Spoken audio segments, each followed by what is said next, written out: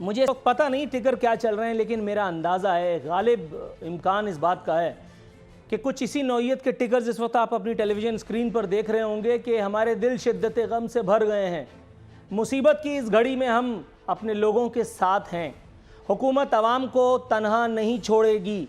तमाम दस्तयाब वसाइल बरूए कार लाए जाएंगे, एक्सेट्रा एक्सेट्रा।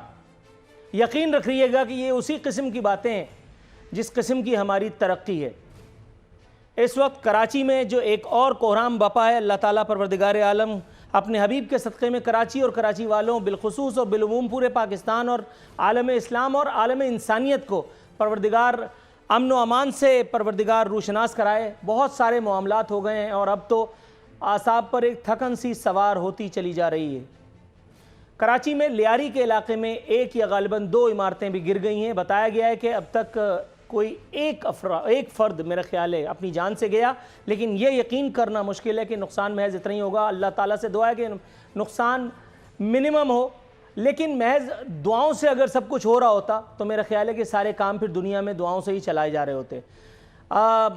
बहुत सारी बातें आपको थोड़ी देर में सुनाई देंगी। कल से कुछ टॉक शोज़ भी, ये शायद 11 बजे की स्लॉट, हाँ 11 बजे की स्लॉट बाकी है भी, शायद इस पर कोई शेर दिलेर इस पर ये ज़रूर बात करे कि जी SBCA ने क्या किया, सिंध हुकूमत ने क्या किया, वफाक की क्या जिम्मेदारियाँ हैं।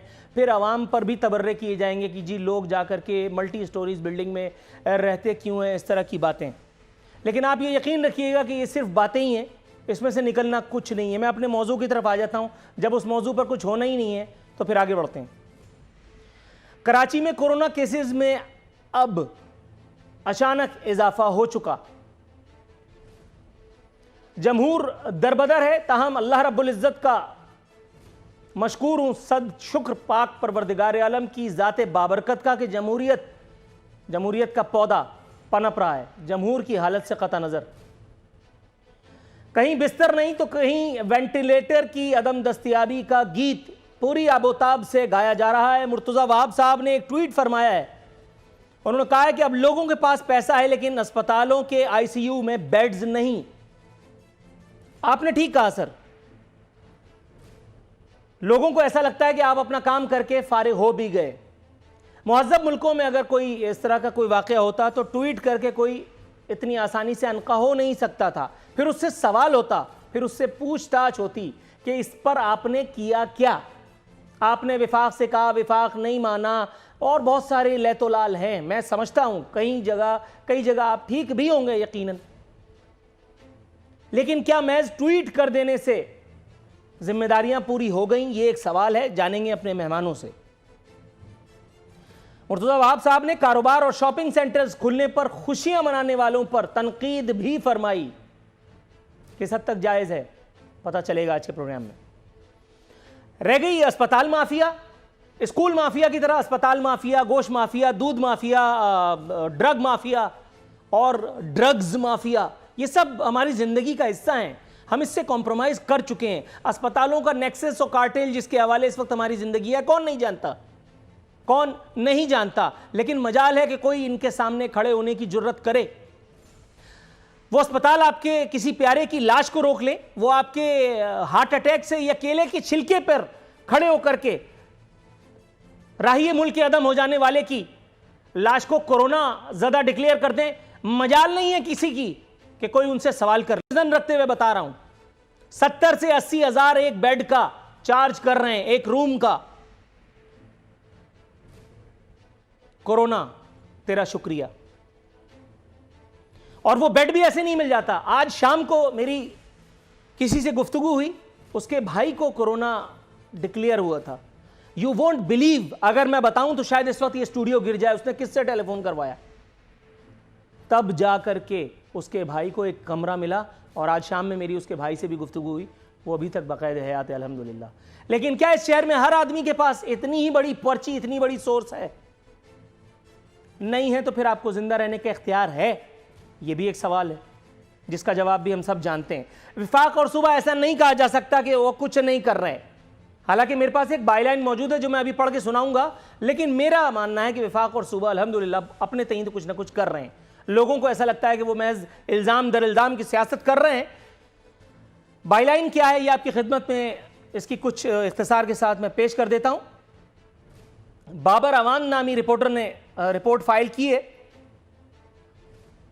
वफाकी और सूबाई हुकूमतों के तर्जुमानों का काम टीवी पर बैठकर भाषण देना रह गया है। रोजाना ऐलान किया जाता है कि हुकूमत ने इतने सौ और इतने हजार बेड्स पर मुश्तमिल अस्पताल बना दिए। रोजाना हजारों टेस्ट किए जा रहे हैं, ताहम अमलन ऐसा कतई नहीं है। हुकूमत सिंध की नाकिस हिकमत अमली के बायस, ये दोबारा नाम ले लेता हूं, बाबर अवान नामी रिपोर्टर ने बाईलाइन फाइल की है। मैं सिर्फ इसे पढ़ने का गुनाहगार हूं। मौजू पर आ जाता हूं। हुकूमत सिंध की नाकिस हिकमत अमली के बायस कराची के अवाम अस्पतालों में बिस्तरों के लिए मारे मारे फिर रहे हैं। 2.5 करोड़ की आबादी वाले शहर कायद के 12 अस्पतालों में कोरोना वायरस के सिर्फ 498 मरीजों के दाखिले के बाद अस्पतालों का निज़ाम चौक हो गया है। अस्पतालों ने मरीज लेने से इनकार कर दिया। इस ज़िम्न में सेक्रेटरी सेहत सिंध जाहिद अली अब्बासी से मौक़िफ़ लेने के लिए राब्ता किया गया, ताहम मसरूफियत के बायस उन्होंने बात करने से माजरत कर ली।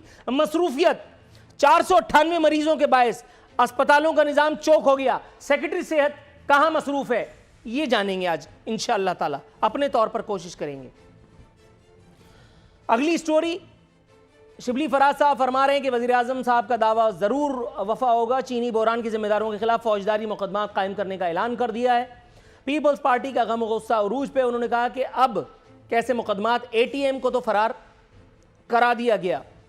ये जो भी सुन रहा है भाई ये सुन लो, नफीसा शाह साहिबा का नाम ले लेता हूँ, उन्होंने खुद दिया है तो मैं उनका नाम ले लेता हूँ। फरमा रही हैं कि हुकूमत अब कैसे मुकदमात, ATM को तो फरार करा दिया, हुकूमत महज अपोजिशन के दर पे है।